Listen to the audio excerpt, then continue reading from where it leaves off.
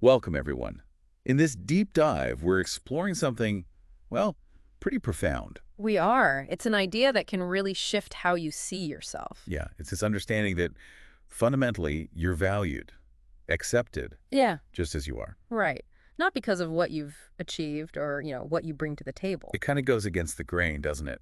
The world often tells us our worth is conditional. Totally. It's tied to performance, success, all those external things. Yeah. This offers, well, a completely different perspective, a foundational acceptance. And, this isn't some radical new thing. It's echoed in various traditions. Think about Ephesians chapter 2, verses 8 and 9. Oh, yeah. Powerful words there. For it is by grace you have been saved, through faith, and this is not from yourselves, it is the gift of God. Not by works, so that no one can boast. That last part is crucial, isn't it? Absolutely. Not by works. It directly challenges that whole idea of earning acceptance. If it was about works, about what we do, then yeah, you could boast, you could compare. But a gift? Well, a gift is just given. Freely. Exactly. It dismantles that whole performance treadmill. It really does push against, the systems we're so used to, school, work. Often it feels like approval is based on hitting targets. Right. Conditional approval. If you do X, then you get Y. Good grades, promotions. But this suggests a starting point that's unconditional. Precisely. Your value, your acceptance, isn't the result of your efforts. It's just there, intrinsic. Okay, but I can hear some people wondering, if acceptance isn't earned, does that mean, effort doesn't matter? Or responsibility? That's a really important question. And no, it doesn't mean that at all. Understanding this grace, this unearned favor, it doesn't cancel out accountability. So how does it work then? It reframes why we do things. Our motivation shifts. Instead of working hard to become worthy. You work hard because you already feel valued. Kind of, yeah. Or maybe it's more like expressing gratitude, responding to that inherent value you already possess. Ah, okay. So you move from a place of lack needing to do something to be worthy to operating from a place of, fullness, inherent worth. Exactly that. And you see glimpses of this in everyday life, don't you? How so? Well, think about those moments when people show unexpected kindness or forgiveness, when there's no real reason for it, transactionally speaking. Yeah. Wasn't there that story about a teacher in California? Her car got vandalized by a student. That's the one. And her response was just remarkable. She didn't push for harsh punishment, did she? No. She actually reached out, offered forgiveness, wanted to help the kid understand and, well, get back on track. And her reasoning was pretty amazing too, right? It really was.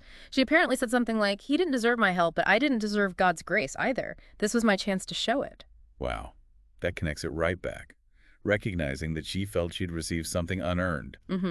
And then choosing to extend that same spirit, that same grace, to someone who, by all rights, didn't deserve it in that moment. It's such a clear picture of moving beyond just Yeah. deserving and undeserving, Yeah. operating from empathy instead. Yeah. And why did that story resonate? Maybe because we all, deep down, sort of long for that unconditional acceptance, right? That makes sense. We don't always get it in our daily lives. And there's another example from South Korea, a man who'd been in prison. Oh, yeah. What about him? He turned his life around completely and started mentoring young people, kids who were at risk. So using his own difficult past. Exactly. His whole approach was summed up in his motto, something like, grace found me where I was, and grace sent me back to help someone else. That's powerful. Again, it's that sense of receiving something unmerited. Which then becomes the fuel, the motivation, to offer support to others who are struggling. He likely felt he didn't deserve that second chance, that grace. And that feeling propelled him to give back. So both stories, the teacher and this man, they really show this principle in action. Recognizing worth, extending favor, regardless of mistakes or circumstances. So bringing this back to you listening, Yeah. think about what this means for your life. Yeah, how much of your energy, your time, goes into trying to prove yourself, to earn that feeling of being okay, being accepted. What if?